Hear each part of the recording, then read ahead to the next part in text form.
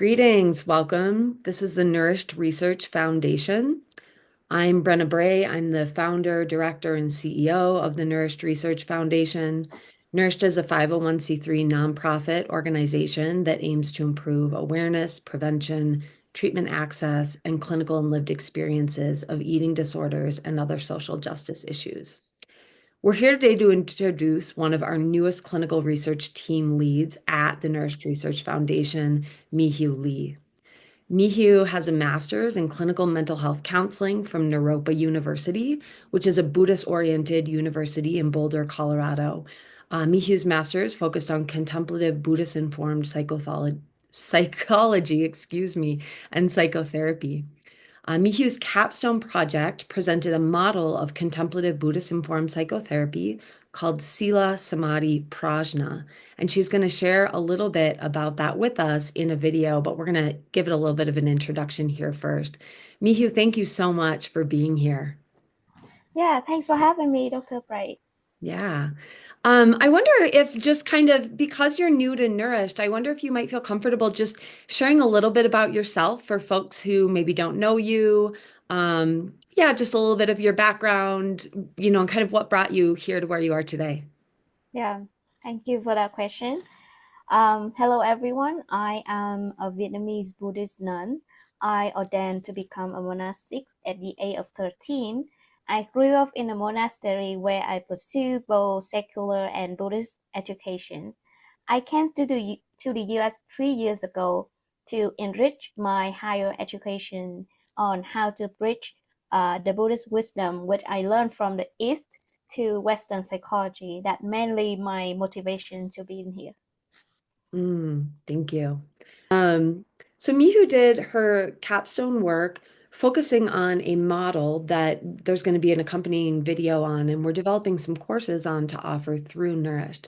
The model focuses on three aspects of Buddhist tradition, theology, and practice.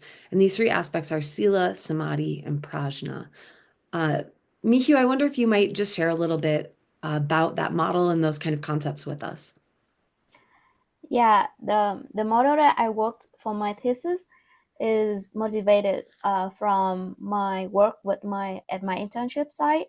I mainly work with domestic violence survivors, but I saw a huge impact of trauma from different level on their mental and emotional well-being. And from my position as a Buddhist nun, I could say that, oh, the spiritual practice would benefit them in some way, but it cannot bring the whole thing from Buddhist scripture to the very lay people to able to understand that.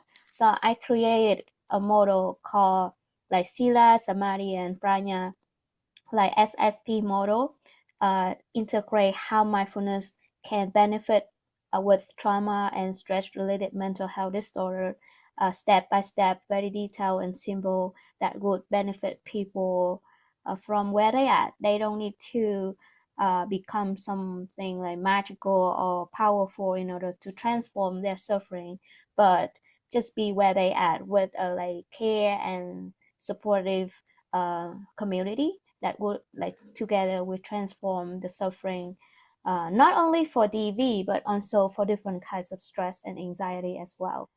And this model rooted in the threefold training, with another name of it is the Noble Eightfold Path, really rooted in Buddhist teaching and very foundational teaching of the Buddha.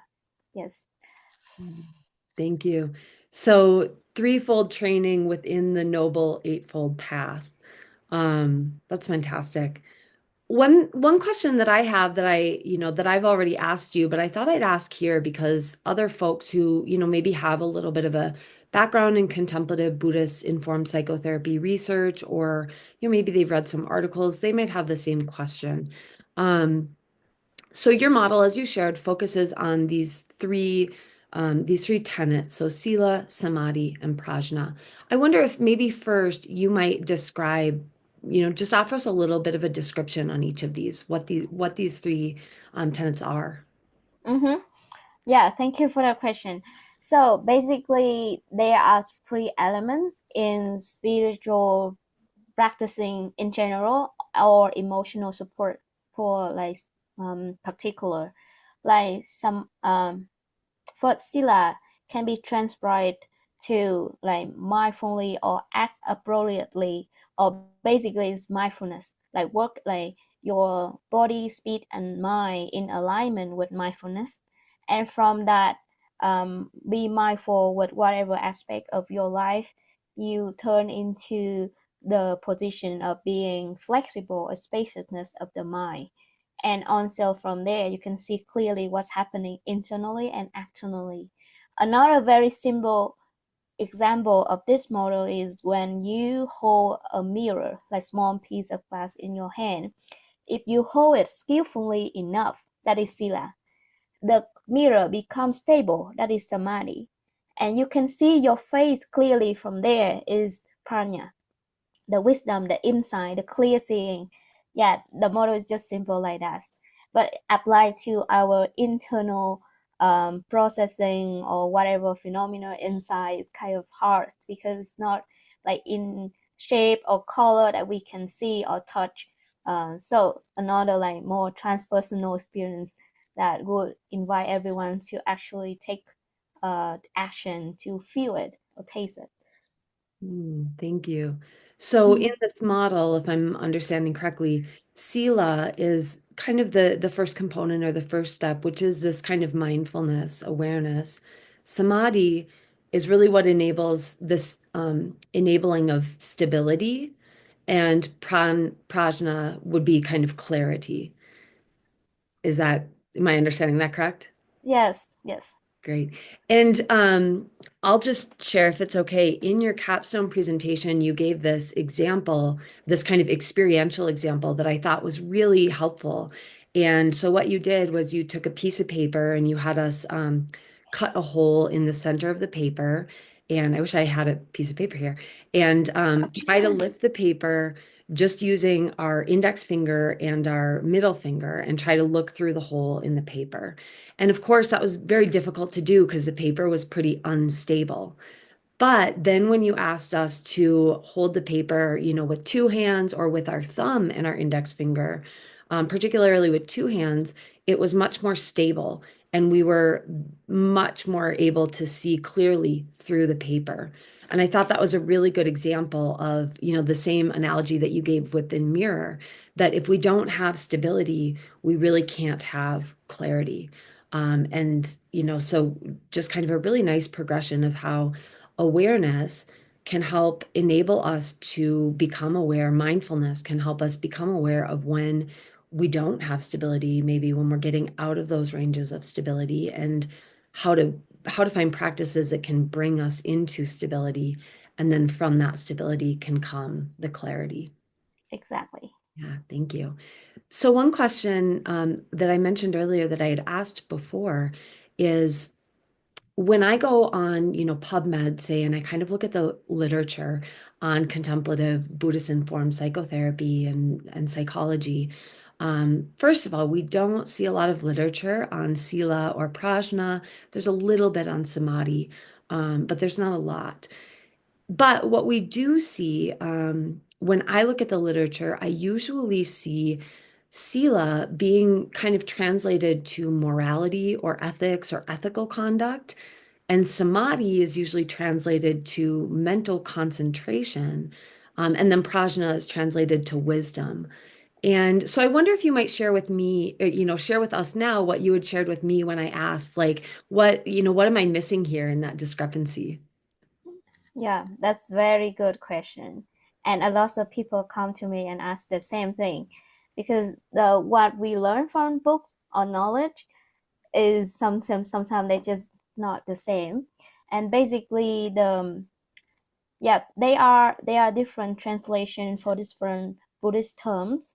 But if we look like more deeply and ask for more like spiritual like experiment teachers, the so first basically Sila, the most like popular understanding of it is ethic or like precepts. And with that understanding, for people, for the population that not come from Buddhist culture, they may feel like offended by it, because I don't want to take any rule on me anymore. I have enough for my life, right? And that would prevent people come to Buddhism.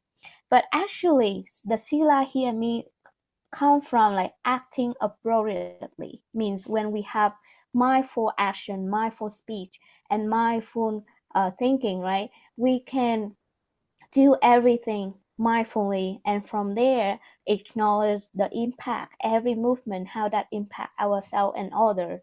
And that's why the eventually, so we have for Buddhist precepts, for we have like 5 fundamental precepts or training for new Buddhists, and basically like no killing, no doing no harm, etc. Basically that is the result of the practice of being and doing everything mindfully. So instead of we have to roll rule up and down experience and then learn the lesson here, we have already the list of things that you don't need to go through all of challenges to learn the lesson. Here already the list if you look it up deeply. But learning the precept doesn't mean that become a Buddhist or become a good practitioner. Basically from our true practice and true being that turn it into something wholesome and ethical. So basically instead of, so we have the practice and the study. We need both, right? Yeah. And so basically for general public, I recommend that Sila would be taken on by like mindful being. That's it. Beautiful. Yes. And similar to Samadhi. And so a little bit confusions here. So many literatures describe Samadhi as like concentration, not moving, stillness. Like, and we can see from different teachers from different religions as well, when they enter different meditative states, they can like sit there for 7 days not eating, drinking anything. However, it's not a likely way to be as a normal. What if I just a normal people, just a human beings? I don't have specific like superpower. How can I do that? So maybe they misunderstanding that Buddhism is not something for me, right? However, the true understanding of like samadhi means like stable, like stability of the mind and the body for whatever happened in your life. The flexibility in your mind, in your community, and when we can be flexible for whatever challenges come to us or impermanence like that. And like the the inside peace is come from, okay, so instead of stay in the stream and you go up and down with whatever, you stay in the shore and the side of the river, and you can see whatever pass through. You just be there stable and chill.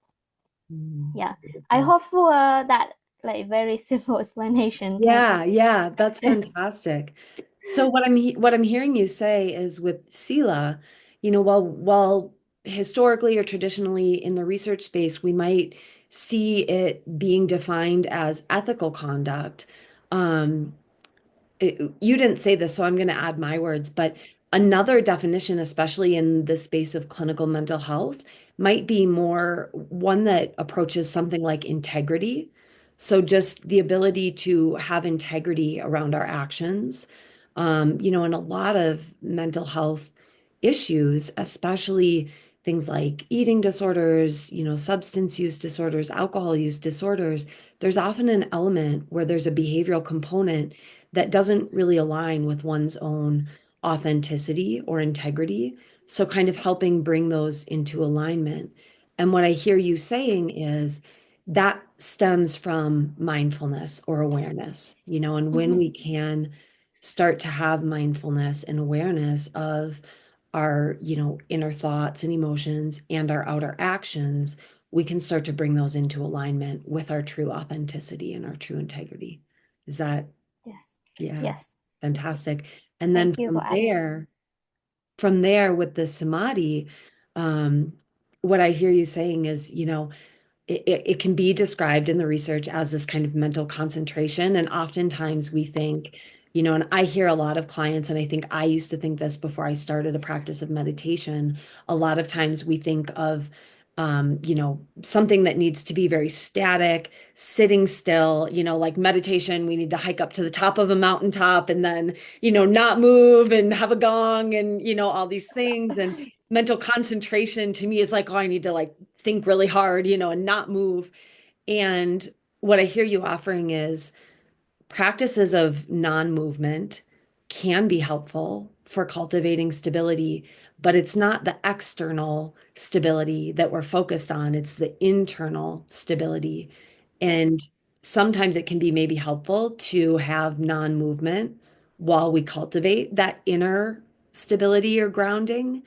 And once we have that, then we can take that with us and go through anything. So it's almost the complement to movement, right? Like it can enable us to find grounding, while we're on the go, while we're moving, while things are changing around us, and maybe while our inner landscape is changing too. And Yes. the analogy that you gave, I loved of, we can be in the river and we can be floating around with the tide, or we can just be in the river and kind of be centered. The analogy that I've heard from others in kind of other healing spaces is, if you think of a river where there's kind of rocks on either end and it can be shallow, you can be, staying on the shallow end of the river and maybe trying to get out and you're just going to be bumping and hitting all the rocks. Or you can just go right into the center of the river where the tide is the thickest and just Mm. let go, and then you'll have a really smooth ride. Yes, yes.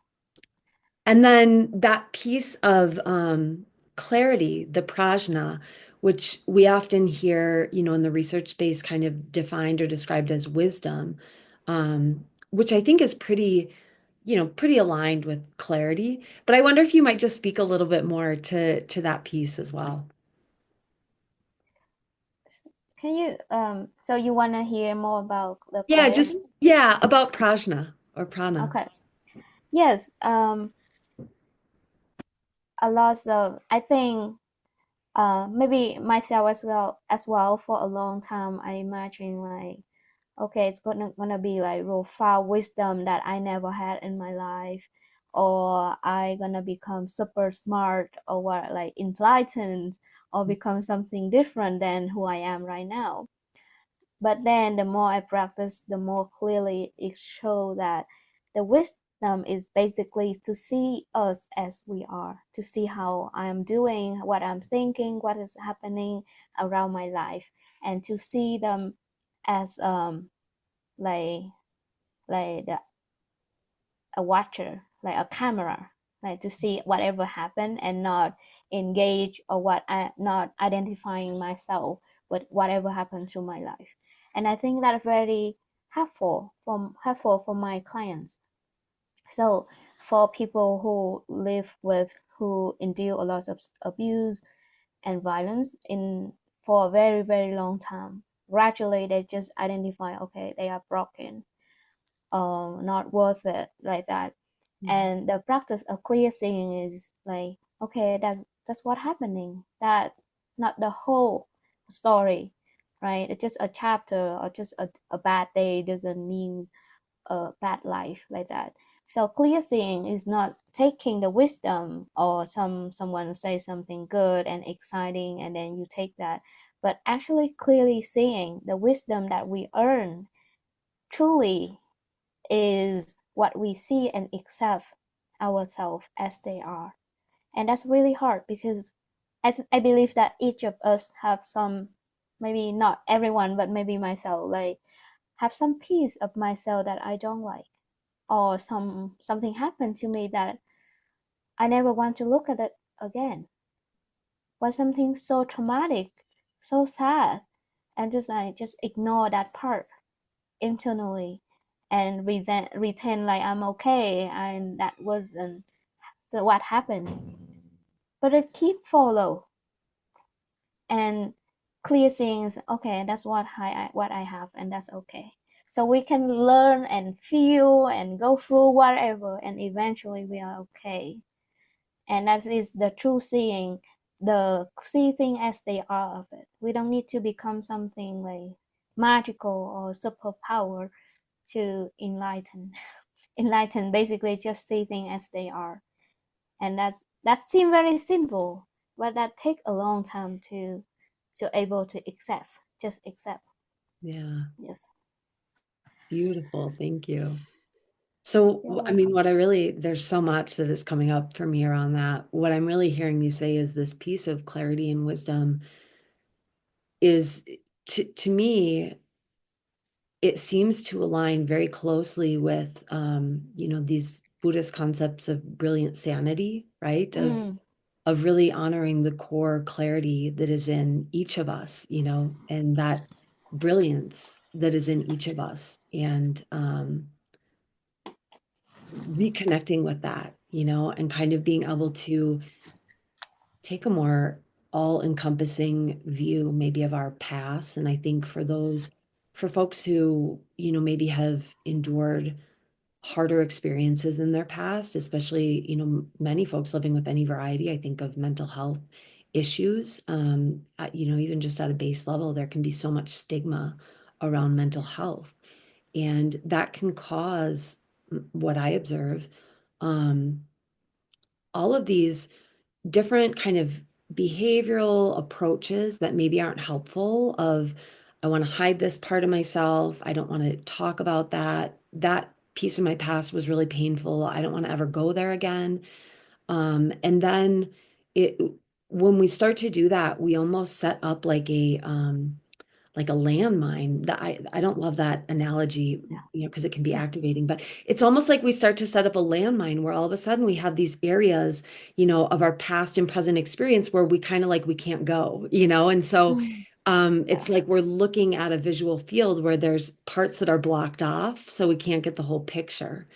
And kind of what I hear you offering is through this process we can have the inner stability and kind of the inner strength and the inner self-love, compassion, all of these inner tools that can enable us to take off the parts that we have hiding. So we can just look at the whole picture and we can feel stable in that. We don't have to be afraid of showing this part of ourselves or looking at this part of our past. And we don't have to apply any meaning to these things. This thing happened to me. It doesn't mean that I'm a bad person. It just happened to me. It doesn't mean whatever story, whatever it has meant to me, it doesn't have to mean that. It can just mean that it happened. Which which is kind of, what I observe really the way to freedom, however one defines freedom, but the way to being able to be the most authentic expression of ourselves and live at peace with that. Thank you. Beautiful. Thank you. I could go on. There's so many other thoughts that I had, but I think maybe we'll pause it there and we'll follow this video with your presentation on the Sila-Samadhi-Prajna model. And then we'll do a little follow-up video on the courses that we're going to be offering through the NourishED Research Foundation that kind of will enable folks to use this model in, whatever they see fit, just providing some training. Yes. Great. Thank you. Yeah, thank you.